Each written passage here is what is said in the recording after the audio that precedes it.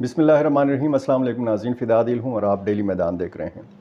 पाकिस्तान तहरीक इंसाफ का जलसा हुआ, लाहौर में हुआ। बड़ा जलसा था या छोटा जलसा था, इस पर बहस की बगैर इतना बताया देते हैं कि जलसा हो गया। वज़ीर आला खैबर पख्तूनख्वा के हवाले से कहा जा रहा था कि ये जलसे की क़यादत करेंगे, मरकज़ी ख़िताब उनका होगा। अली अमीन गंडापुर नहीं पहुंच सके और कुछ हलकों से कल से ही ये दावा किया जा रहा था कि अली अमीन गंडापुर स्टेज के ऊपर नहीं पहुंच सकेंगे, वो नहीं जा सकेंगे, वहाँ पे मरकज़ी ख़िताब नहीं कर सकेंगे। और कल की वीडियो में मैंने आपको बताया था कि ज़राई ने ये दावा किया है कि अली अमीन गंडापुर ने इमरान ख़ान तक ये पैगाम पहुंचा दिया था कि वो शायद जलसागाह ना पहुंच सकें, रुकावटें खड़ी की जाएंगी, और उन्होंने हिचकिचाहट का मुजाहरा किया था। बहरहाल उन्होंने अपना मुख्तसर वहाँ पे लोगों से ख़िताब किया और उन्होंने कहा कि मैंने हाज़िरी लगा दी है, मैं जलसागाह पहुँच गया हूँ। लेकिन जलसे के अख्ताम के बाद वो पहुँचे और उन्होंने ऐलान किया कि वो बहुत जल्द इमरान ख़ान को रिहाई दिलवाएंगे। इसके लिए आज भी मीडिया पे इल्ज़ामात लगे कि सरकारी वसाइल का इस्तेमाल किया गया। रेस्क्यू 1112 और दीगर जो महकमों की गाड़ियां हैं, ये सवाबी में बाकायदा उसकी फुटेजेस जो है वो सामने आई। और एक जगह पे जब रुकावट थी इस जलसे में लाहौर में, तो एक वीडियो भी बड़ी वायरल हो रही कि अली अमीन गंडापुर बाकायदा एक क्लाशनकोफ उठाकर एक कंटेनर की जो गाड़ी है उसका, जहाँ पे ड्राइवर बैठता है कंटेनर का, उस गाड़ी का शीशा तोड़ा है। ये जलसा जो था, ज़ाहिर है कि इसमें कोई इनकलाब तो नहीं आना था। जो रुकावटों के हवाले से बात की जा रही है, ये रुकावटें अगर बिल्कुल ना होती भी और सड़कें तमाम रुकावटों से साफ़ होती तो क्या बुराई थी, क्या मुज़ायका था। और जिस तरीके से इस जलसे की तैयारियों के हवाले से कहा गया था, जो टास्क दिया गया था खैबर पख्तूनख्वा के कारकुनों के हवाले से जो बताया गया था, तो जो फुटेजेस सामने आ रही हैं उसमें दूर दूर तक कुछ जगह खाली नज़र आ रही हैं। तो फिर बाद में ये कहा गया कि खैबर पख्तूनख्वा का काफ़िला तो अभी पहुंचा ही नहीं था। यानी अगर ये काफ़िला पहुंच जाता अली अमीन गंडापुर जिसकी क़यादत कर रहे थे, तो बहुत ज़्यादा लोग होते। 3 से 6 बजे का टाइम दिया गया था लाहौर में। मीनार पाकिस्तान पर तो ये जलसा नहीं हो सका। बहरहाल अब इस जलसे के क्या नताइज बरामद होंगे, और जिन जिन लोगों पे मुकदमात थे उन लोगों ने भी शिरकत की, कुछ गिरफ़्तारियाँ भी हुई। लेकिन ये एक खदशा ज़ाहिर किया जा रहा था कि एक नई मुसीबत जो है तहरीक इंसाफ के लिए बनेगी लाहौर जलसे के बाद, जिस तरीके से हमने इस्लामाबाद जलसे के बाद सूरत हाल देखी थी। बहरहाल आते हैं अफ़गानिस्तान के मामले पे, कुछ बात करते हैं। अफ़गानिस्तान के हवाले से कुछ अहम बातें की हैं अक़वाम मुत्तहिदा में पाकिस्तान के मुस्तकिल मंदूब मुनीर अकरम ने। उन्होंने कहा है कि पाकिस्तान बावजूद इसके कि तालिबान की पॉलिसियों से उसका इख्तलाफ है, पाकिस्तान नहीं चाहता कि अफ़गान तालिबान आलमी सतह पर तनहा हों। अफ़गान तालिबान के साथ रवाबित बहुत ज़रूरी हैं और तनहा करने की जो पॉलिसी है ये किसी सूरत पाकिस्तान उसका हामी नहीं है।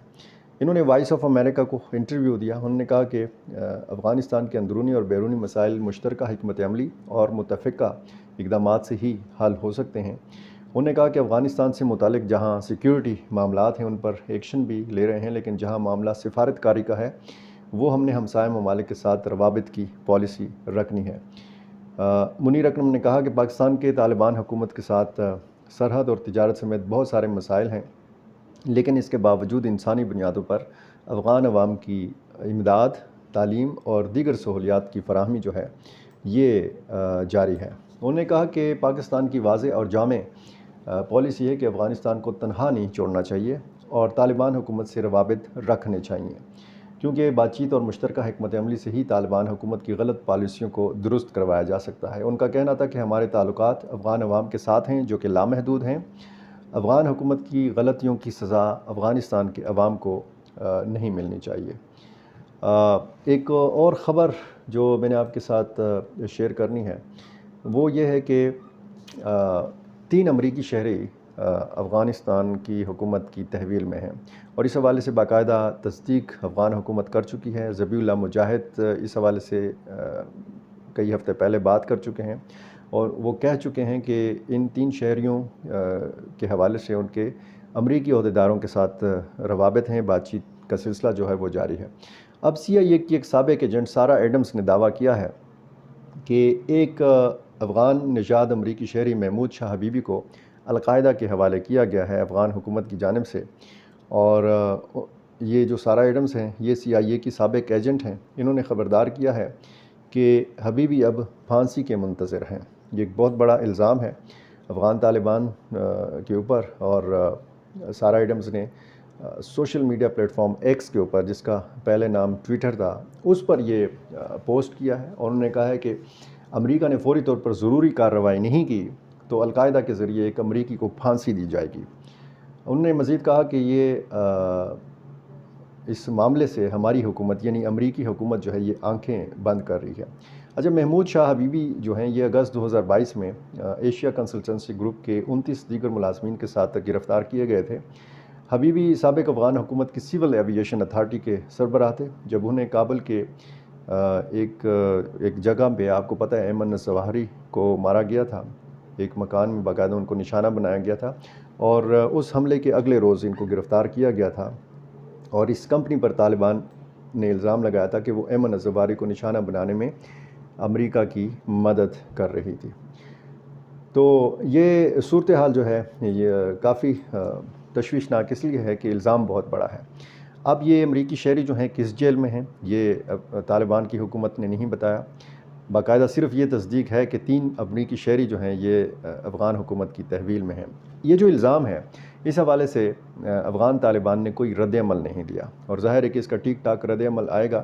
یہ خبر جو شائع کی ہے یہ افغانستان کی حکومت کی ایک مخالف سمجھی جاتی ہے، ایک ویب سائٹ ہے اس نے یہ شائع کی ہے، اور اب دیکھنا یہ ہے کہ افغان طالبان اس کا کیا رد عمل جو ہے یہ دیتے ہیں۔ امارت اسلامی افغانستان نے اقوام متحدہ کی جنرل اسمبلی سے اخراج پر تنقید کی ہے، یعنی اس وقت جنرل اسمبلی میں افغانستان کی نمائندگی جو ہے وہ افغان طالبان نہیں کر رہے، ایک نمائندہ ہے، اور وہ جو ہے وہ سابقہ حکومتوں میں تعینات کیا گیا تھا، لیکن افغان حکومت کا کہنا ہے کہ وہ افغان طالبان کی افغان حکومت کا نمائندہ نہیں ہے۔ اس حوالے سے انہوں نے پہلے بھی بات چیت کی تھی، شرائط جب تھی دوحہ کی تیسری کانفرنس کے حوالے سے، تو اس میں ایک یہ شرط بھی تھی کہ اقوام متحدہ میں افغانستان کی حکومت کو نمائندگی ملنی چاہیے۔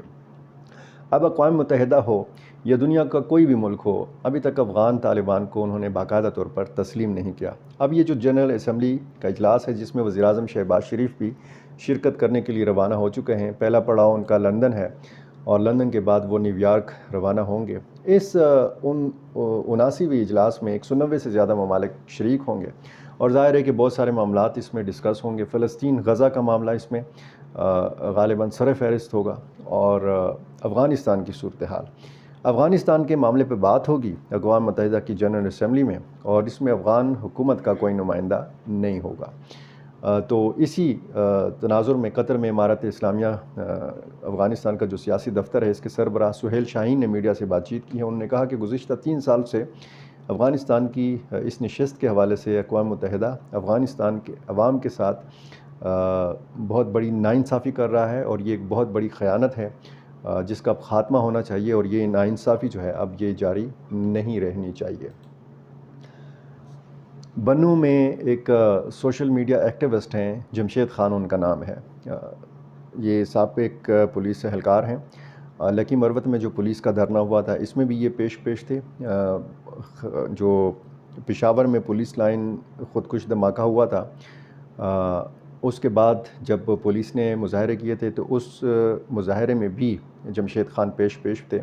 ان کو پھر برطرف کیا گیا پولیس ڈپارٹمنٹ سے، اور یہ سوشل میڈیا پر بڑا فعال کردار ادا کرتے رہے۔ جمعہ اور ہفتے کی درمیانی شب رات 12 بجے مقامی پولیس نے، بنوں کی پولیس نے ان کو 2 بھائیوں سمیت گرفتار کیا ہے، اور اطلاعات یہ ہیں کہ ان کو ہری پور جیل منتقل کیا گیا ہے۔ اس کے رد عمل میں آج تقریباً 50-60 کے قریب پولیس اہلکاروں نے سادہ کپڑوں میں مظاہرہ کیا، کچھ تاجر رہنماؤں نے بھی ان سے اظہار یکجہتی کیا، باقاعدہ 4 بجے تک کی ڈیڈ لائن بھی دی گئی تھی کہ جمشید خان کو رہا کیا جائے، لیکن ان کو رہائی نہیں ملی۔ اب دیکھنا یہ ہے کہ اگلے 1-2 دنوں میں اس کا کس قسم کا رد عمل جو ہے یہ عوامی حلقوں کی جانب سے سامنے آتا ہے یا نہیں آتا، یہ بھی دیکھنے والی چیز ہوگی۔ ایک اور افسوسناک واقعہ بنوں میں ہوا ہے، اور یہاں پہ ایک انٹیلیجنس بیورو کے ایک انسپیکٹر کو شہید کیا گیا ہے۔ نامعلوم افراد نے ان کو گولی ماری ہے، ان پر حملہ کیا ہے، ان کے ایک بھائی زخمی بھی ہوئے ہیں۔ تو یہ دن بھر کی صورتحال تھی، اور ایک خبر چھوٹی سی، معروف عالم دین جو سوشل میڈیا پر بڑا پاپولر ہیں، عالمی شہرت یافتہ ہیں، ڈاکٹر ذاکر نائک، یہ حکومت پاکستان کی دعوت پر پاکستان کا دورہ کریں گے، اور وہ آئندہ ماہ اکتوبر میں پاکستان پہنچیں گے۔ انہیں حکومت پاکستان نے خصوصی طور پر مدعو کیا ہے۔ وہ ملک کے بڑے شہروں کراچی، لاہور اور اسلام آباد میں عوامی اجتماعات سے خطاب کریں گے۔ یہ ان کے جو خطابات ہیں یہ پیس ٹی وی چینل پر براہ راست نشر کیے جائیں گے۔